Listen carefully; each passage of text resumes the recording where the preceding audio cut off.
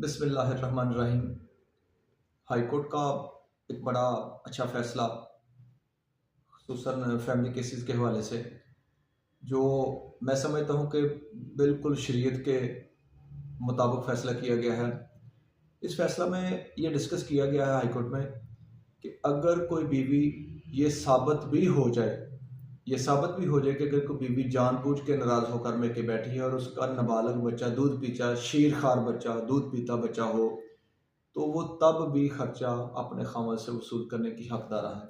क्योंकि according to शरीयत और हमारा जो कमर्शियल लॉ है, जो फैमिली कोर्ट्स को प्रोवाइड किया गया है, फैमिली एक्ट्स है, फैमिली ऑर्डिनेंस है, इसमें भी यही है कि अगर बीवी नाराज़ होकर चली जाती है तो शरीयत में तो बड़ा क्लियर कट सा इसमें व्यू है कि दूध पीते बच्चे की उजरत जो है वो वालिद अदा करने का पाबंद है। तो इसमें 2024 MLD 145 पेज है, 2024 MLD 145 पेज है।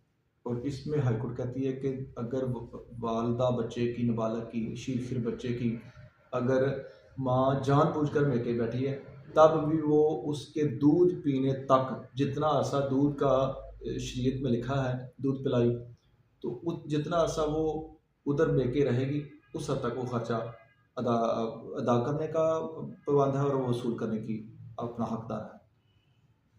बात ठीक है।